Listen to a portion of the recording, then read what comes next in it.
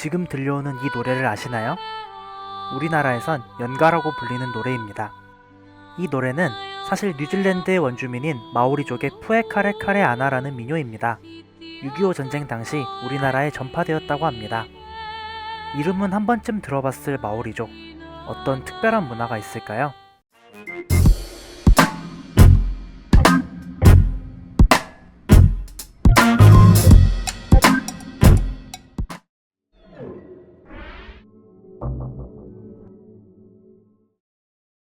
마오리족은 뉴질랜드에 거주하는 원주민을 칭합니다. 그들은 스스로를 땅의 사람, 탕아타 회누아라고 부른다고 합니다. 우리에겐 복잡하고 화려한 문신과 호전적인 전투 민족으로 많이 알려져 있습니다. 마오리족은 처음부터 뉴질랜드에 살아왔던 것이 아닙니다. 그들도 다른 폴리네시아인과 마찬가지로 태평양의 한 섬에서 뉴질랜드로 이주해 온 것입니다. 그들이 상륙하기 전까지 뉴질랜드는 무인도였고 많은 동물들과 지금은 멸종해버린 모아의 주 서식지였습니다. 마오리족의 상륙 이후 많은 사냥과 같이 들여온 돼지들에 의해 멸종해버린 것으로 추정됩니다. 여하튼 이런 과정을 통해 뉴질랜드는 마오리족의 차지가 됩니다.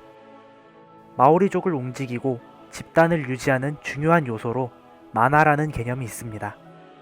마나는 육체에 깃든 어떤 영적인 가치를 말합니다.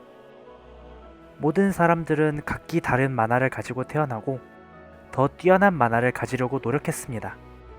그 방법으로는 족장이나 뛰어난 전사의 아들로 태어나거나 큰 공을 세우는 것이었습니다. 이 만화라는 개념을 토대로 여자와 노예는 낮은 계층에 머물러야 했고 만화는 이를 정당화시켰습니다. 추가로 뛰어난 만화를 얻는 충격적인 방법이 한 가지 더 있습니다. 바로 식인을 하는 것입니다. 죽은 적의 살을 먹음으로써 그들의 몸에 깃든 만화를 흡수하는 것입니다. 의식적인 행위라지만 지금의 기준으로는 상당히 섬뜩한 방법이네요. 마오리족은 이 만화에 따라서 신분과 역할을 나눴습니다. 높은 만화를 지닌 자들은 족장이나 전사가 되어 복잡한 문신을 하고 과거의 선조들을 기리는 업무를 담당했습니다. 물론 긍지를 가진 전사답게 전투가 벌어지면 항상 명예롭게 싸워 부족을 지키는 일이 최우선이었습니다. 이런 문화를 가진 마오리족은 뉴질랜드 전역에 퍼져 살게 되었고 평상시에는 땅을 가꾸며 평화롭게 지냈지만 전투가 벌어지면 한쪽이 죽을 때까지 싸우는 처절한 전투가 벌어졌다고 합니다. 앞서 말씀드린 만화를 흡수하기 위한 식인 풍습 때문입니다. 이러한 전투 양상 때문에 패배한 부족은 거의 즉시 말살당하였고 승리한 부족은 엄청나게 세력이 커지게 되었습니다. 이런 일이 빈번히 일어나면서 강력한 많은 부족들이 큰 손해를 입으며 전투를 하였습니다. 이에 위협을 느낀 마오리족 전체는 실제로 전투를 펼치는 것이 아닌 전사들을 모아 상대를 위협하는 춤을 추는 것으로 전투를 대체하였습니다.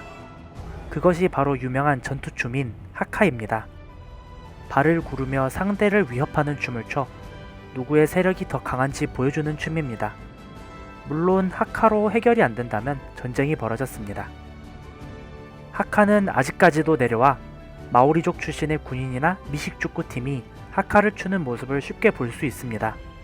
상대를 위협하는 강렬한 모습이 아주 인상적인 춤입니다. 예시로서 뉴질랜드의 럭비팀인 더 올 블랙스는 경기 시작 전에 하카 퍼포먼스를 통해 사기를 진작시킵니다.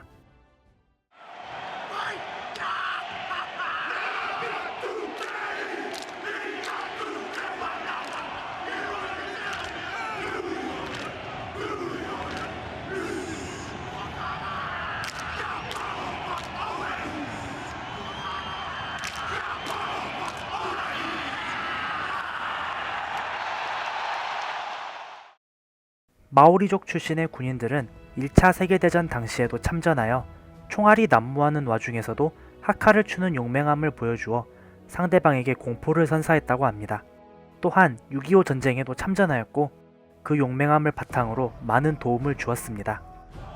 이때 연가로 불리는 푸에카레카레 아나가 전파되었다고 합니다.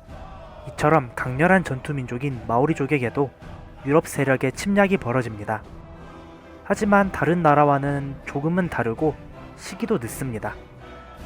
최초의 만남은 1643년에 벌어집니다. 아주 강렬하게 벌어집니다. 그 당시 뉴질랜드에 상륙한 네덜란드 탐험대는 다짜고짜 마오리족에게 공격당합니다. 탐험대의 높은 기술력을 본 마오리족은 그들을 좋은 만화 공급원으로 생각하고 바로 잡아먹어버립니다.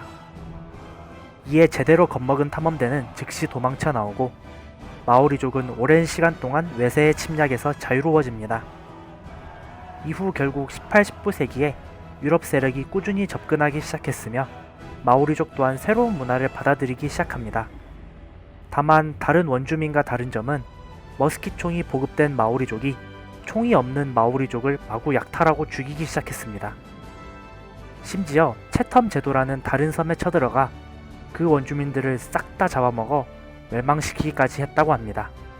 이뿐만 아니라 영국 세력에도 격렬히 저항하여 많은 피해를 입혔습니다. 끝내 영국은 마오리족은 모든 산과 강의 권리만을 가진다라는 교묘한 내용의 와이탕이 조약을 통해 마오리족을 속여 주권을 장악합니다. 하지만 이 조약만으로는 그들을 쉽게 잠재울 수 없었습니다. 식민지를 관리하는 총독 관저마저 불로 태워버릴 정도로 마오리족을 지배하기란 쉽지 않았습니다. 교묘한 말장난으로 얻어낸 주권인 만큼 최근까지도 뉴질랜드에서는 마오리족과의 권리에 대한 분쟁이 이어지고 있습니다. 마오리족의 꾸준한 노력 덕분에 1975년도에 권리에 대한 심사가 다시 진행되었고 일부 강탈당한 토지를 반환하고 마오리어 또한 뉴질랜드의 공용어로 지정되게 됩니다. 아직도 뉴질랜드에선 마오리족과의 분쟁이 끊이지 않고 있지만 포기하지 않고 용맹한 전사민족답게 끝까지 투쟁하는 모습은 현대에 와서 그들을 유명하게 만드는 계기가 되었습니다. 준비한 영상은 여기까지입니다. 긴 영상 봐주셔서 정말 감사합니다. 정보가 흥미로웠다면 다음에도 찾아와 주세요. 잘못된 정보에 대한 지적은 언제나 환영합니다. 많은 의견 남겨주세요.